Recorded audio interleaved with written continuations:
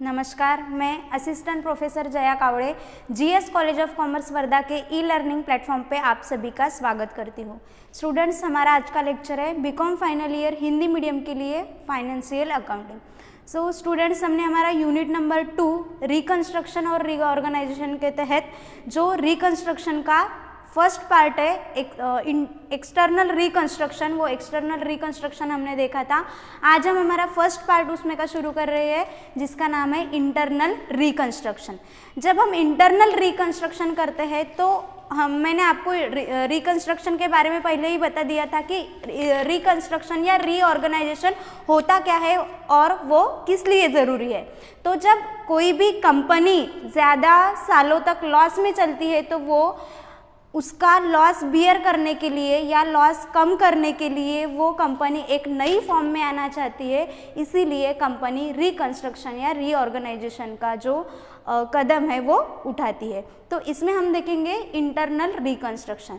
तो internal reconstruction यानी क्या है, जैसे मैंने आपको एक एग्जांपल दिया था कि अगर एक घर है, हाउस है, और अगर उसमें कुछ बिगड़ा हुआ है, जैसे स्लैब से पानी आ रहा या फिर कुछ हो रहा, तो उसको हम पूरा खोल के पूरा तोड़ के नया न बनाते हुए उसी में अगर हम रिपेयर करते हैं, कुछ कम ज़्यादा करते हैं और उसी को ठीक करते हैं तो उसे कहते हैं हम इंटरनल रिकंस्ट्रक्शन। ये ठीक उसी तरह इंटरनल रिकंस्ट्रक्शन होता है जब कंपनी ज़्यादा देर तक लॉस बियर करती है तो वो लॉस को कम करने के लिए कंपनी के जो शेयर कैपिटल है वो शेयर कैपिटल रिड्यूस करती है, या शेयर कैपिटल की जो फेस वैल्यू या पेड अप वैल्यू रहती है वो कम करती है, या फिर जो क्रेडिटर्स को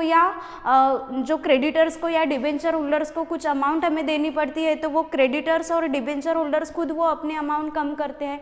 तो इस तरह से कुछ कंपनी के अंदर ही कुछ कम ज़्यादा करके जो कंपनी को एक नया स्वरूप दिया जाता है उसे कहते हैं हम इंटरनल रिकंस्ट्रक्शन। तो इंटरनल रिकंस्ट्रक्शन 3 टाइप से किया जाता है या 3 तरह से किया जाता है, जिसका फर्स्ट है रिडक्शन ऑफ शेयर कैपिटल, मतलब शेयर कैपिटल कम करके, शेयर कैपिटल की पेड अप वैल्यू या फेस वैल्यू कम करके हम जो इंटरनल रिकंस्ट्रक्शन है वो कर सकते हैं। सेकंड है अल्टरेशन ऑफ शेयर कैपिटल, मतलब शेयर कैपिटल में परिवर्तन करके भी हम जो इंटरनल रिकंस्ट्रक्शन है वो कर सकते हैं। और थर्ड है इसका reduction of claim of debenture holders and creditors with share capital, मतलब जो डिबेंचर होल्डर्स और क्रेडिटर्स का क्लेम रहेगा वो खुद डिबेंचर होल्डर्स और क्रेडिटर्स उनका खुद का अमाउंट कम करके भी हम इंटरनल रिकंस्ट्रक्शन कर सकते हैं। तो आज के लेक्चर में हम इंटरनल रिकंस्ट्रक्शन का जो फर्स्ट पार्ट है रिडक्शन ऑफ शेयर कैपिटल वो शुरू करेंगे। आपको स्टडी नोट्स में इंटरनल रिकंस्ट्रक्शन क्या होता है और ये जो सभी तीनों टाइप है उसमें वो आपको नोट्स में दिए गए हैं। और इंटरनल रिकंस्ट्रक्शन के तहत जो रिडक्शन ऑफ शेयर कैपिटल एक फर्स्ट पार्ट है उसकी जो बेसिक जर्नल एंट्रीज है वो भी आपको स्टडी नोट्स में दी हुई है, तो आपको वो एक बार पढ़ना है। अब आज हम उसके डायरेक्टली एग्जाम्पल शुरू करेंगे और एग्जाम्पल में आपको उसकी जो बेसिक एंट्रीज में आपको एंट्रीज दी हुई थी वो सारी एंट्रीज का यूज़ किया जाएगा। अब ये जो प्रॉब्लम है, चाहे तो मैं आपको बेसिक प्रॉब्लम से लेकर थोड़ा हाईएस्ट प्रॉब्लम तक बता सकती थी, लेकिन टाइम की वजह से हम इसको जो 1-2 एग्जाम्पल क्लब करके इसका जो पूरा सार है, मतलब ये जो फर्स्ट टाइप है इसका पूरा सार इस प्रॉब्लम में आ जाएगा। बेसिक जर्नल एंट्रीज इसमें 3 ही होती है, लेकिन इस प्रॉब्लम में हमने जो ज़्यादा एडजस्टमेंट एक्स्ट्रा इंक्लूड किए हैं इसलिए इसकी जो जर्नल एंट्रीज है वो थोड़ी ज़्यादा बनेगी। तो हर वो टाइप में जितनी एंट्रीज बनने की संभावना है उतनी एंट्रीज हमने यहाँ पे लेने की कोशिश की है। तो सबसे पहले इसका फर्स्ट प्रॉब्लम आज हम देखेंगे। प्रॉब्लम आपको डिस्क्रिप्शन बॉक्स में दिया रहेगा, डिस्क्रिप्शन बॉक्स में लिंक ओपन करके आपको प्रॉब्लम लिख लेना है और सॉल्यूशन कैसे सॉल्व किया है इसके लिए आपको आगे वीडियो कंटिन्यू देखना है। तो सबसे पहले आपके पास क्वेश्चन है, क्वेश्चन हम देख लेंगे। 2 मिनट में आपको क्वेश्चन थोड़ा समझा के दूंगी और फिर उसकी जो जर्नल एंट्रीज है हम शुरू करेंगे। तो क्वेश्चन में आपको बताया गया है following is the balance sheet of bad luck limited as on 31 March 2015। 2015 की बैड लक कंपनी की बैलेंस शीट आपको दी हुई है जिसमें शेयर कैपिटल दिया है 2000 9% preference shares 100 each. Then equity shares दिया है, क्रेडिटर्स, बैंक ओवरड्राफ्ट, और असेट साइड में भी असेट्स आपको दी हुई है। अब देखते हैं जो आपको एक्स्ट्रा इन्फॉर्मेशन दी है उसमें क्या कहा गया है, एडजस्टमेंट में क्या बताया है। तो सबसे पहले वहाँ पे एक नोट दी हुई है, वो आपको नोट ध्यान में रखना है। तो नोट क्या है, dividend on preference shares was in arrears for 3 years. तो जो प्रेफरेंस शेयर्स कैपिटल हमें लायबिलिटी साइड में दिया हुआ है बैलेंस शीट के, उस पे 3 ईयर्स का जो डिविडेंड है वो अरियर है। मतलब क्या है कि वो डिविडेंड 3 ईयर से दिया हुआ नहीं है। उसके लिए आगे क्वेश्चन में क्या बताया है वो देखेंगे हम, वो पेड किया जाता है या पेड नहीं किया जाता वो देखते हैं। तो क्वेश्चन में अब जो एक्स्ट्रा इन्फॉर्मेशन है, the company facing financial difficulties due to heavy losses decided to adopt the scheme of reconstruction. Heavy losses की वजह से, हेवी लॉसेस में वो कंपनी जा रही है और उसने जो नीचे दी गई स्कीम है वो रिकंस्ट्रक्शन के लिए डिसाइड की है। तो उसमें first preference shares to reduce, preference shares be reduce to 50 per share fully paid up. अब हम जो फर्स्ट पार्ट देख रहे हैं रिडक्शन ऑफ शेयर कैपिटल, तो इसमें क्वेश्चन में भी जो शेयर कैपिटल हमें बैलेंस शीट में दिया हुआ है डेफिनेटली उसका रिडक्शन किया गया होगा, या वो शेयर कैपिटल की फेस वैल्यू या पेड अप वैल्यू कम की गई होंगी। तो इसमें फर्स्ट इन्फॉर्मेशन में भी आपको ये वही बताया है। जो प्रेफरेंस शेयर्स है वो प्रेफरेंस शेयर्स, पुराना प्रेफरेंस शेयर्स देखो बैलेंस शीट में कितना था, ₹100 ईच। अब कितना किया गया है उसको, ₹50 पर शेयर फुल्ली पेड। मतलब क्या है, शेयर कैपिटल रिड्यूस हुआ है, कम हुआ है 50 पर शेयर से। क्लियर है।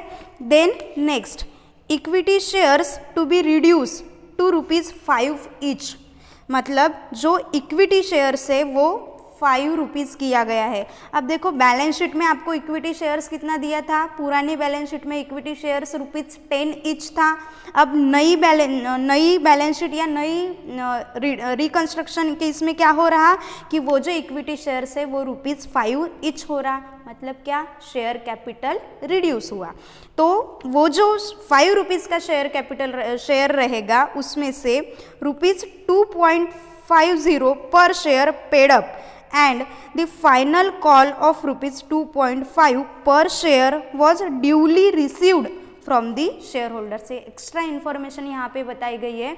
₹5 जो उसका फेस वैल्यू या पेड अप वैल्यू किया गया था उसमें से 2.5 ऑलरेडी पेड है, और जो ₹2.5 बचते हैं उसका फाइनल कॉल हमें करना है, और फाइनल कॉल रिसीव्ड की भी एंट्री यहाँ पे एक्स्ट्रा करनी है। आपको जो इशू ऑफ शेयर्स प्रकरण ये था उसमें आपको कॉल कैसे करते हैं, मनी कैसे रिसीव्ड होता है, इसकी जो जर्नल एंट्रीज है वो आपकी हो गई है। तो यहाँ पे फाइनल कॉल हमें करना है और फाइनल कॉल रिसीव्ड की एंट्री भी यहाँ पे हमें करना पड़ेगा। देन सीरियल नंबर में number 3, the amount available on capital reduction account be utilise to write off losses, goodwill and patents. जो कैपिटल रिडक्शन की अमाउंट रहेगी, अब जो यहाँ पे हम कैपिटल रिड्यूस कर रहे हैं, मतलब जैसे ₹100 का शेयर है उसको 50 का कर रहे हैं, जैसे ₹10 का शेयर है उसको 5 का कर रहे हैं। तो जितना कैपिटल हम रिड्यूस करते हैं उतना कैपिटल वो कैपिटल रिडक्शन अकाउंट को ट्रांसफ़र होता है, और जो कैपिटल रिडक्शन अकाउंट का बैलेंस रहेगा उसमें से जो डेबिट एसेट साइड में जो लॉसेस है या गुडविल और पेटेंट्स का अमाउंट दिया गया है उसको हम कैपिटल रिडक्शन अमाउंट से रिटर्न ऑफ करते हैं।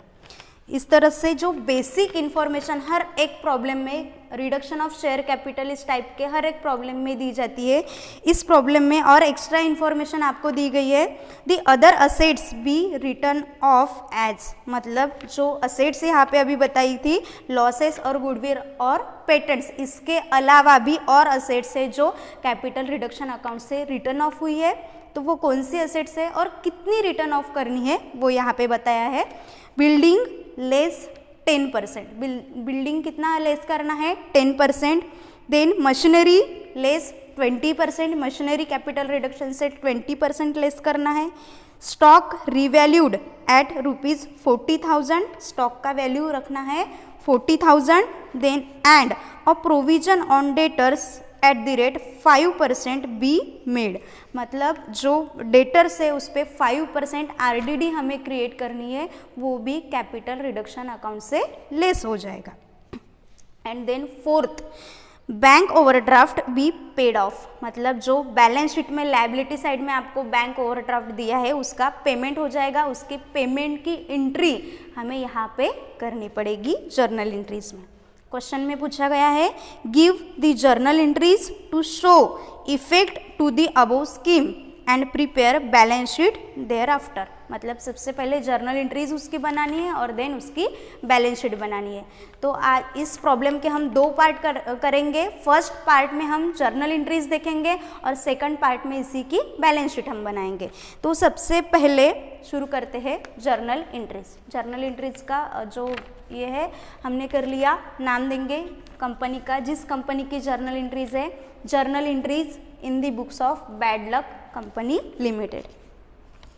अब जैसे हमने अमलगमेशन और एब्जॉर्प्शन में जो आपको परचेज कंसिडरेशन दिया रहता था या परचेज कंसिडरेशन का मोड ऑफ पेमेंट या फिर नेट असेट्स का कैलकुलेशन हमें करना पड़ता था, यहाँ पे जो रिकंस्ट्रक्शन की स्कीम है वो यहाँ पे क्लियरली बताई गई है।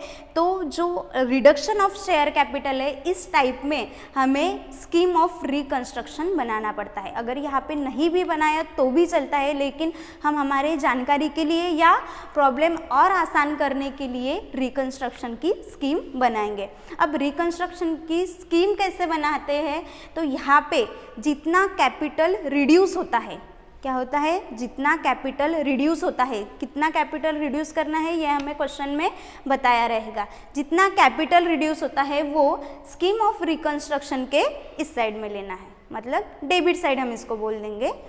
और जो असेट्स हम कैपिटल रिडक्शन अकाउंट से रिटर्न ऑफ करेंगे, रिटर्न डाउन करेंगे, वो असेट्स हमें स्कीम ऑफ रिकंस्ट्रक्शन के क्रेडिट साइड में लेना है।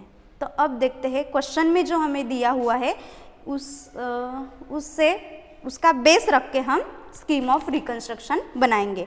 तो सबसे पहले मैंने क्या कहा आपको, स्कीम ऑफ रिकंस्ट्रक्शन के डेबिट साइड में जितना कैपिटल रिड्यूस हुआ है उतना कैपिटल हमें डेबिट साइड में लेना है। तो सबसे पहले कैपिटल रिडक्शन में आपको प्रेफरेंस शेयर का बताया है, तो preference shares be reduce to 50 per share fully paid. तो यहाँ पे सबसे पहले प्रेफरेंस शेयर्स, अब प्रेफरेंस शेयर्स कितना रिड्यूस हुआ है, टोटल शेयर्स कितने थे 20,000, 9% preference shares of 100 each.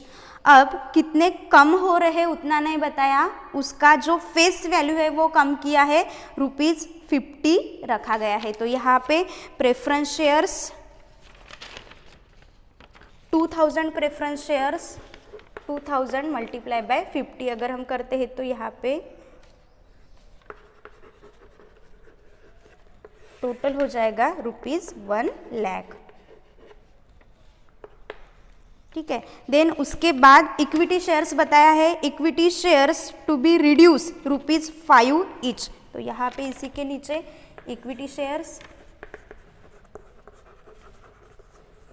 Equity shares, total equity shares कितने थे 30,000 इक्विटी शेयर्स, 30,000 इक्विटी शेयर्स।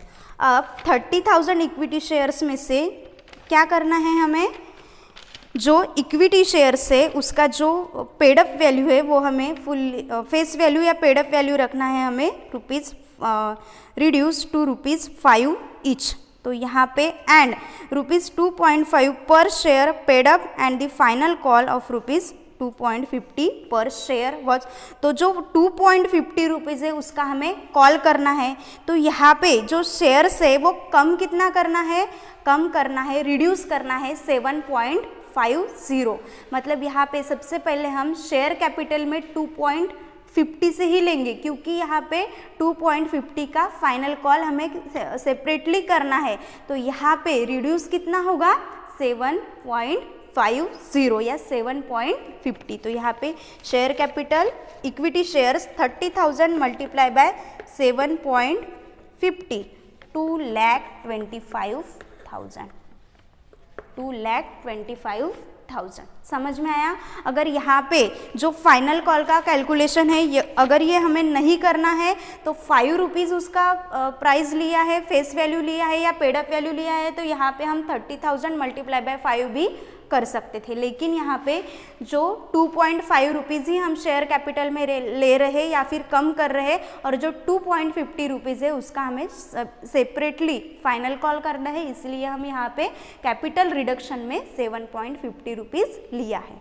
अब देखते हैं जो असेट्स रिटर्न ऑफ हुई है वो डायरेक्टली हम जो असेट्स रिटर्न ऑफ हुई है वो लिख सकते हैं। तो सबसे पहले यहाँ पे गुडविल रिटर्न ऑफ होगी, उसका पूरा वैल्यू रिटर्न ऑफ होगा ₹50,000। उसके बाद जो पेटेंट्स रिटर्न ऑफ होगा उसका भी फुल वैल्यू ₹40,000, ये हमें बैलेंस शीट में दिया हुआ है। देन उसके बाद profit and loss account, profit and loss account इसका भी फुल वैल्यू रिडक्शन को जाएगा 1,35,000, 1,35,000। अब जो losses and goodwill and patents था वो हो गया। अब देखते हैं जो बाकी की फिक्स असेट्स थी या करंट असेट्स थी उसका कितना पार्ट रिटर्न ऑफ होगा, मतलब कितना पार्ट कैपिटल रिडक्शन अकाउंट को जाएगा। तो यहाँ पे सबसे पहले दिया है बिल्डिंग,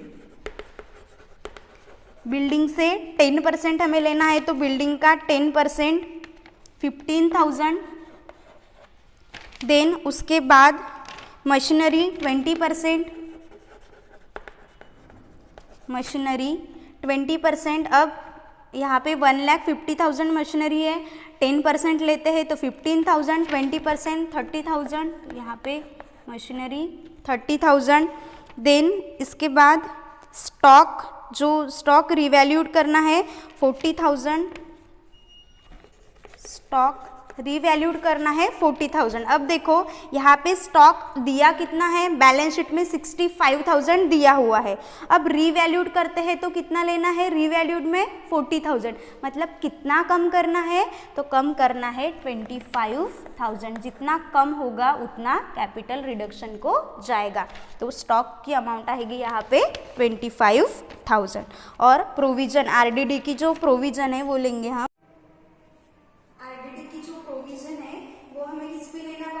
डेटर्स पे। तो डेटर्स कितना दिया हुआ है यहाँ पे 45,000। आरडीडी हमें कितना लेना है 5%, तो 45,000 के 5% कर लो, यहाँ पे हम आरडीडी लेंगे, कितना आएगा 2,250, 2,250। ठीक है, हो गया। जो इंफॉर्मेशन हमें दी हुई थी वो सारी इंफॉर्मेशन हो गई। अब जो स्कीम ऑफ रिकंस्ट्रक्शन है उसका बैलेंसिंग करेंगे, और जो बैलेंस यहाँ पे आएगा वो जो बैलेंस है वो हमें ट्रांसफर करना है कैपिटल रिजर्व अकाउंट। तो यहाँ पे बैलेंस ट्रांसफर होगा कैपिटल रिजर्व को, कैपिटल रिजर्व अकाउंट या कैपिटल रिजर्व। तो यहाँ पे जो स्कीम ऑफ रिकंस्ट्रक्शन अकाउंट है उसकी टोटल आ जाएगी 3,25,000, और यहाँ पे बैलेंस आएगा कैपिटल रिजर्व पे, यहाँ पे हम बैलेंसिंग फिगर लिख लेंगे, बैलेंस आएगा 27,750, 27,750, और टोटल हो जाएगी 3,25,000। तो इस तरह से हमें रिकंस्ट्रक्शन के प्रॉब्लम में सबसे पहले स्कीम ऑफ रिकंस्ट्रक्शन बनाना है।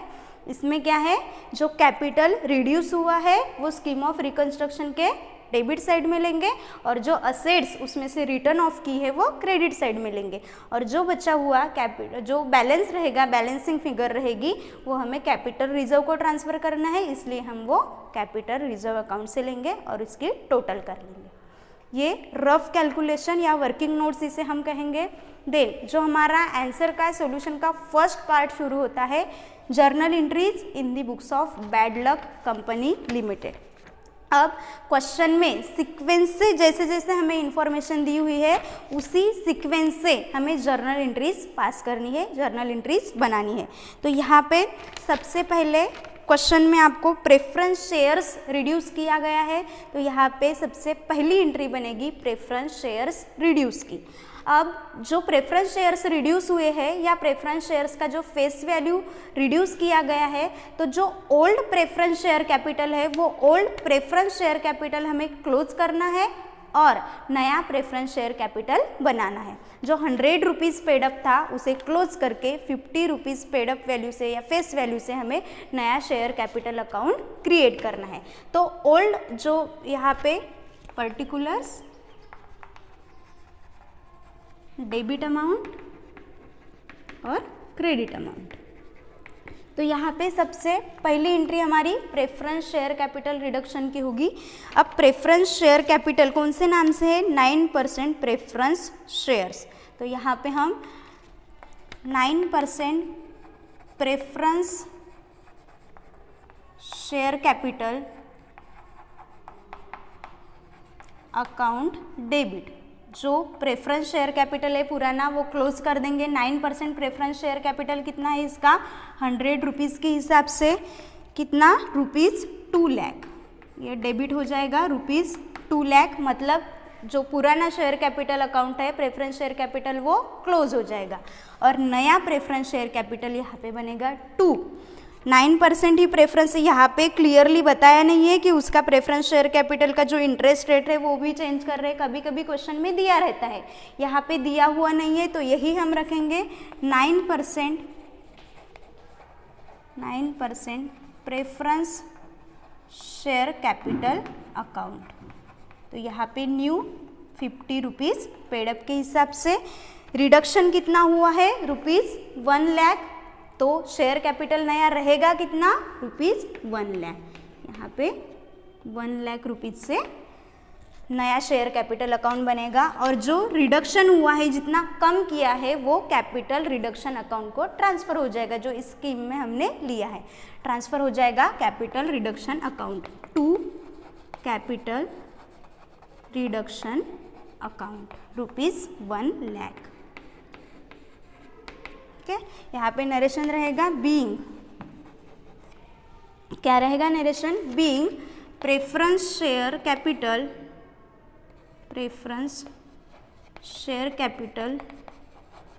Reduce from ₹100 to ₹50। जो शेयर कैपिटल अकाउंट है वो 100 से 50 तक रिड्यूस किया है।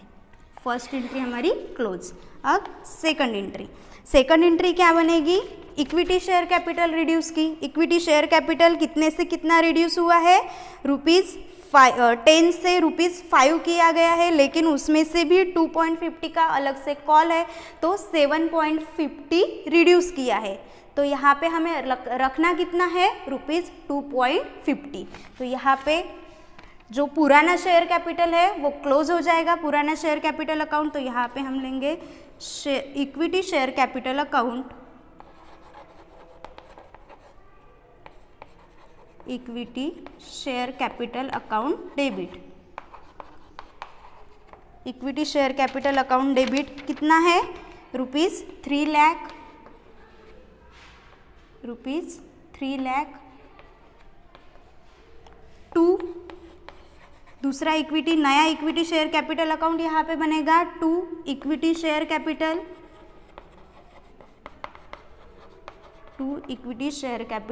अकाउंट। 2.50 के हिसाब से हमें लेना है, तो यहाँ पे 30,000 मल्टीप्लाई बाय 2.50, तो यहाँ पे इक्विटी शेयर कैपिटल आएगा 3 लाख। जो रिडक्शन किया हुआ है वो 2,25,000 कैपिटल रिडक्शन को जाएगा, कैपिटल रिडक्शन अकाउंट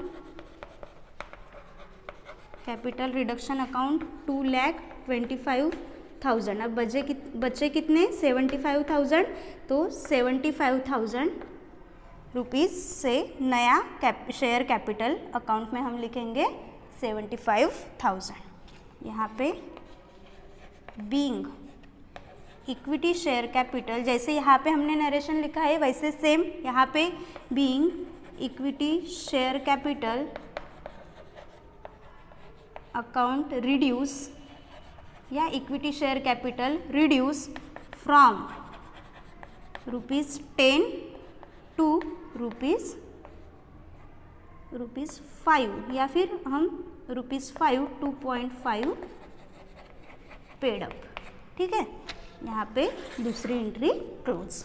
अब जो कैपिटल रिडक्शन अकाउंट में बैलेंस है क्रेडिट में, यहाँ पे ₹1 लाख, यहाँ पे ₹2,25,000, टोटल कैपिटल रिडक्शन का बैलेंस कितना रहेगा? 3,25,000।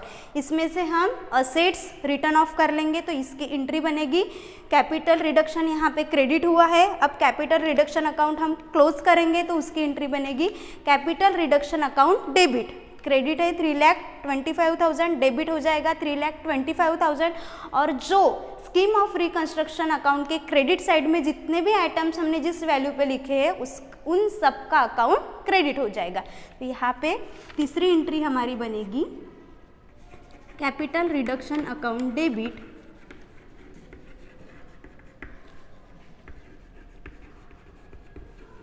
Capital reduction account debit 3,25,000, 3,25,000 to जो अकाउंट यहाँ पे स्कीम ऑफ रिकंस्ट्रक्शन में क्रेडिट किया है उन सब का account credit. To goodwill account 50,000,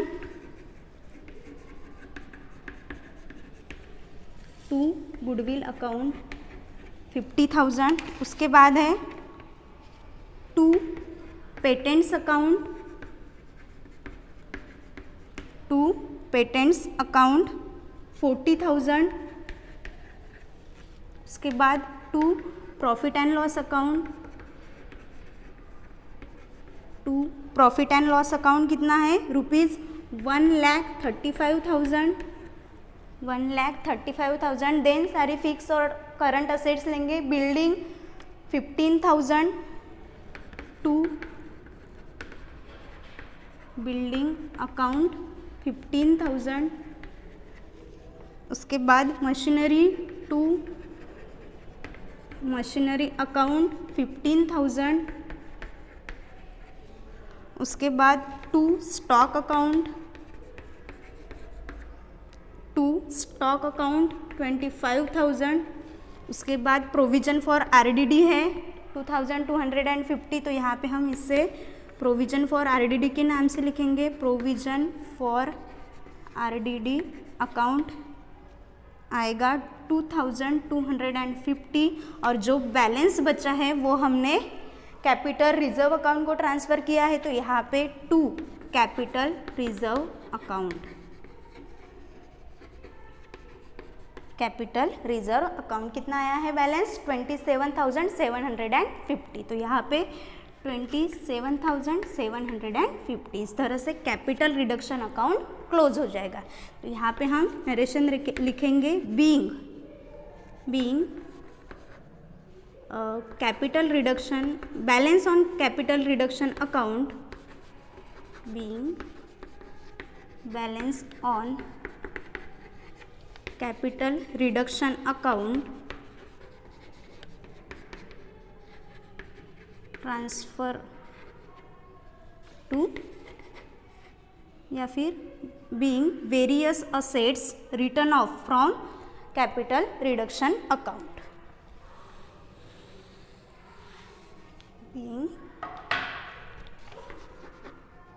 being losses and goodwill,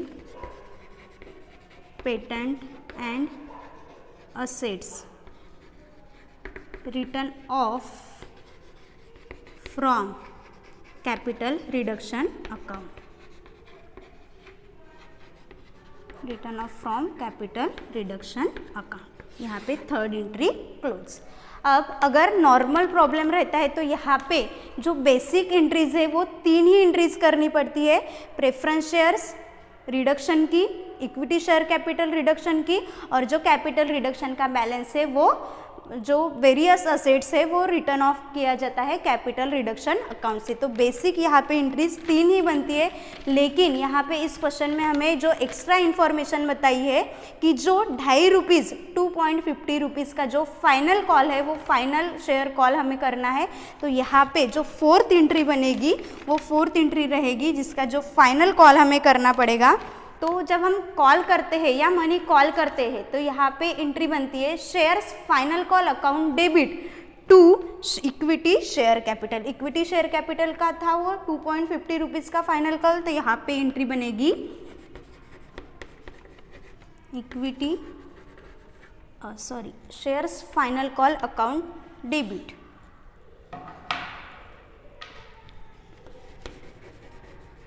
shares final call account debit to equity share capital,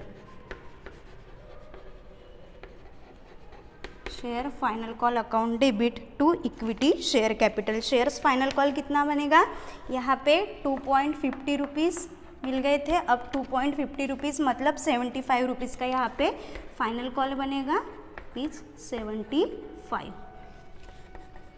यहाँ पे नरेशन लिखेंगे being made a final call.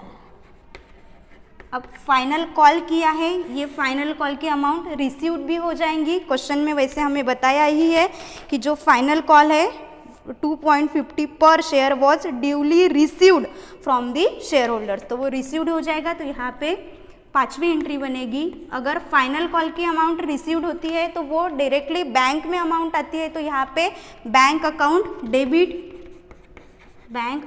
Debit to, अब जो पैसे उनको मांगे थे तो यहाँ पे shares final call account debit किया था हमने, अब उसके पैसे रिसीव्ड होंगे तो shares final call account credit हो जाएगा। To shares final call account rupees 75,000, rupees 75,000। यहाँ पे हम नरेशन लिख सकते हैं being final call received, amount of final call received या फाइनल कॉल मनी रिसीव्ड। यहाँ पे हो गई 5th एंट्री। अब यहाँ पे अगर फाइनल कॉल के बारे में इंफॉर्मेशन दी है तो 2 एंट्री यहाँ पे एक्स्ट्रा बनेगी, एक फाइनल कॉल मेड की और दूसरी फाइनल कॉल रिसीव्ड की। इसी के साथ साथ हमें यहाँ पे और एक एक्स्ट्रा इन्फॉर्मेशन दी है कि जो बैलेंस शीट में बैंक ओवरड्राफ्ट था वो बैंक ओवरड्राफ्ट का पेमेंट भी किया जाएगा। तो यहाँ पे एक एंट्री और एक्स्ट्रा बनेगी बैंक ओवरड्राफ्ट पेड की। तो यहाँ पे एक एंट्री नंबर 6 बनेगी। अब बैंक ओवरड्राफ्ट का पेमेंट हम करते हैं तो यहाँ पे बैंक ओवरड्राफ्ट अकाउंट डेबिट,